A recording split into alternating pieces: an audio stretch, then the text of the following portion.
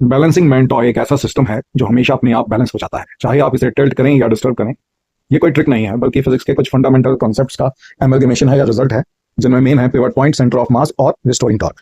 Pivot वो fix point है जहां से टॉय स्विंग या रोटेट करता है, सारा मोशन इसी पॉइंट के अराउंड होता है। ये पॉइंट ही टॉय को सपोर्ट देता है और यहीं से उसका बैलेंस कंट्रोल होता है। अगर पिवट स्मूथ हो तो टॉय इजीली स्विंग करके अपने बैलेंस पोजीशन पर लौट आता है। फिर आता है सेंटर मास, जिसे वो पॉइंट मान सकते हैं जहां पर पूरे टॉय का वेट कंसंट्रेटेड है। बैलेंसिंग मैन टॉय के डिजाइन में दोनों एंड्स पर हैवी वेट्स लगाए जाते हैं।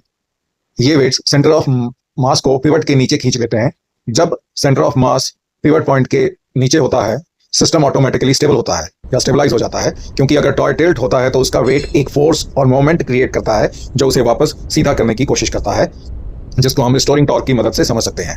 जब टॉय को टिल्ट किया जाता है, उसका सेंटर ऑफ मास पिवट की एक साइड शिफ्ट हो जाता है। ग्रेविटी हमेशा नीचे लगती है, लेकिन क्योंकि सेंटर ऑफ मास पिवट की साइड में है, ये फोर्स एक घुमाने वाला बल यानी कि टॉर्क क्रिएट करता है। ये टॉर्क हमेशा टॉय को उसकी ओरिजिनल पोजीशन यानी सीधी पोजीशन की तरफ खींचता है।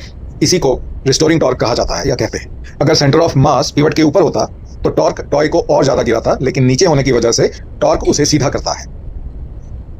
जब टॉय सीधी पोजीशन में होता है, उसका सेंटर ऑफ मास सबसे नीचे होता है, मतलब पोटेंशियल एनर्जी मिनिमम होती है। अगर आप इसे थोड़ा भी डिस्टर्ब करेंगे, टिल्ट करेंगे, रिस्टोरिंग टॉर्क उसे ऑटोमेटिकली वापस अपनी ओरिजिनल पोजीशन में ले आता है। इसी वजह से बैलेंसिंग टॉय डिस्टर्ब होने के बाद भी कभी गिरता नहीं है और हमेशा अपनी वर्टिकल पोजीशन में आ जाता है। तो सिंपल वर्ड्स में हम ये कह सकते हैं कि बैलेंसिंग मैन टॉय की स्टेबिलिटी का रीजन है पिवट एक रोटेशन एक्सिस देता है, heavy weight centre of mass को पिवट के नीचे ले जाते हैं, और ग्रेविटी हमेशा एक रिस्टोरिंग टॉर्क बनाती है जो उसको बैलेंस में ले आती है। इसी वजह से ये टॉय हमेशा अपने आप सीधे हो जाता है, चाहे आप इसे कितना भी टिल्ट करें या डिस्टर्ब करें।